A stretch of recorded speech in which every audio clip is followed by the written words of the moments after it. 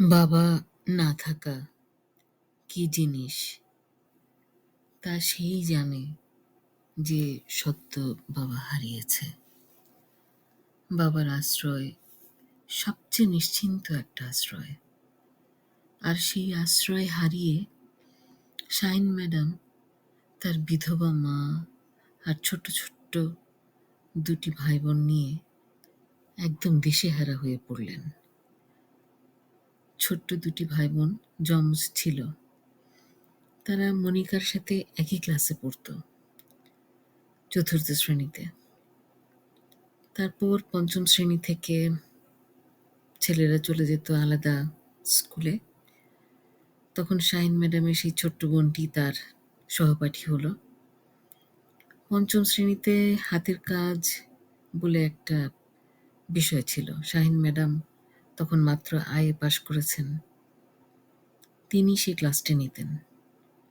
হঠাৎ করে তার বাবার অনুপস্থিতি, যখন তার সমগ্র সংসারের দায়িত্ব হঠাৎ করে তার ঘাড়ে এসে পড়ল, সেই এত অল্প বয়সে এত বড় মানসিক চাপ আর সংসারের চাপের গ্যারাকলে তিনি বিপর্যস্ত হয়ে পড়লেন।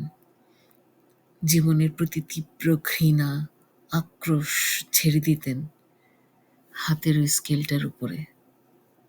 যখন ক্লাস নিতে আসতেন ক্লাস নিতেন গার্হস্থ্য বিজ্ঞান। সেই 1981 সাল, পঞ্চম শ্রেণীতে উঠেছে মনিকা। যমজ দুটি ভাই বোন ছিল, ফাহমি আর জুলফি। সোনালি আভা দিয়ে মাথা ভর্তি চুল দিয়ে কপালগুলো ঢাকা ছিল জুলফির। তবুও কপালটা অনেক বড় ছিল। বড় কপাল হলে মানুষ অনেক টাকা পয়সা, ধন সম্পত্তির অধিকারী হয়। জুলফি তো তখন অনেক ছোট। বাবা হারিয়ে সদ্য অনিশ্চিত ভবিষ্যতের অতুল গহ্বরে এসে পড়েছে। জীবন ঠেলে দিয়েছে অন্ধকারাচ্ছন্ন অনিশ্চয়তার দিকে। কিন্তু এসব কষ্টের কারণ হিসেবে সকল যন্ত্রণা আর সকল কষ্টগুলো শাহিন ম্যাডাম কেন যে ছাত্রছাত্রীদের তালুতে ঠেকিয়ে সপাং সপাং করে মারতেন তার হাতের স্কেলটা দিয়ে, তা মনিকা এখনো বুঝে উঠতে পারে না।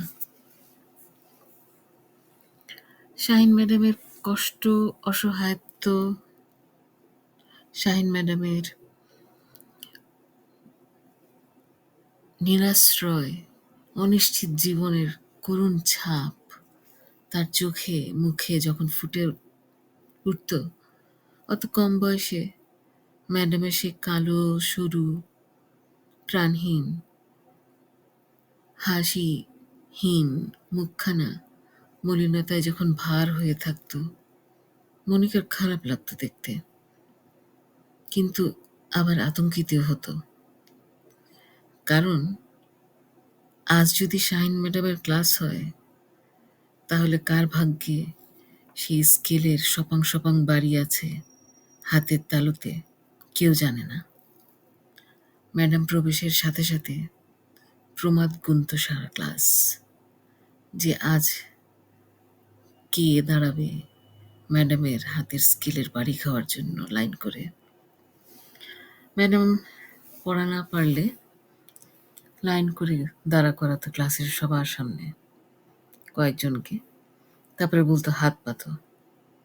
তারপর শুরু হতো স্কেলের বাড়ি। মনিকার কাছে মনে হতো ম্যাডাম কি বিকারগ্রস্ত? আরো কত শিক্ষক শিক্ষিকাই তো আছেন স্কুলে, তারা অন্য বিষয়গুলো পড়ান। তারা তেমন বিকৃত, রাগান্বিত, ক্রোধান্বিত, আক্রমণাত্মক মানসিকতা নিয়ে হিংস্র আচরণ দেখায় না। তাহলে শাহিন ম্যাডাম কেন এমন করেন? বাবা নাই বলে? কষ্টে পড়েছে বলে? কষ্টে না পড়লে কি তাহলে হাসি খুশি ব্যবহার করতেন? নাকি হিংস্রতা তার একটা ইনস্টিংক্ট, আল্লাহ প্রদত্ত ইনস্টিংক্ট, যেটা সবারই থাকে, কিন্তু বিকৃতির মাত্রার কম বেশি থাকে। অত ছোট বয়সে মনিকার মনে হতো শাহিন ম্যাডাম যেন একটু বেশি হিংস্র। মাত্র আয়ে পাশ, কতই বা বয়স হবে ম্যাডামের, কিন্তু কি ভয়ঙ্কর, কি আক্রমণাত্মক। ম্যাডাম ম্যাডাম হয়েছেন বলেই, মানে স্কুলে শিক্ষিকা হয়েছেন বলেই শাড়ি পরতেন, গাঢ় মেরুন রঙের তাঁতের শাড়ি, ছিপছিপে কালো শরীরে খুব সুন্দর মানাতো। শুধু মানাতো না, তার মলিন মুখখানা, দুঃখে ভরা জীবনের প্রতিচ্ছবি তার মুখে ফুটে উঠত। বিকৃত আচরণের কারণে মনিকা তাকে আজও মনে রেখেছে। তারপর স্কুল কলেজ পেরিয়ে বিশ্ববিদ্যালয়ে যখন পা রেখেছে, তখন একদিন বাংলা বিভাগে মনিকার দেখা হয়ে গেল তার সেই ছোট্টবেলার সহপাঠী ফাহমির সাথে, ম্যাডামের ছোট্ট বোনটি। মনিকা উচ্ছ্বসিত হয়ে প্রথম প্রশ্ন করল, ম্যাডাম কেমন আছেন? এখন কি এখনো স্কুলে পড়ান? ফাহমি উত্তরে বলল, না, ম্যাডাম আর চাকরি করেন না। তিনি আর শিক্ষকতা করেন না, শিক্ষকতা ছেড়ে দিয়েছেন। কারণ তার স্বামী তাকে চাকরি করতে দেন না। শুনে মনিকার মনে হলো আরো কিছু ছাত্রছাত্রী তার স্কেলের বাড়ি খাওয়া থেকে নিস্তার পেয়েছে। ম্যাডামের জীবনের প্রতি যে ক্রোধ, যে দুঃখ, যে যন্ত্রণার আশ্রয় ছিল তার ওই মরণাস্ত্র স্কেলখানি, এবং এখন এই বিকৃতি প্রকাশের হাতিয়ার কি সেই স্কেলখানি রয়েছে নাকি অন্য কিছু হয়েছে, কে জানে। তবে তার স্বামী ভদ্রলোকটি নিঃসন্দেহে তার থেকে আরো এক স্কেল বেশি, তাই তাকে বাসায় আটকে দিয়েছে।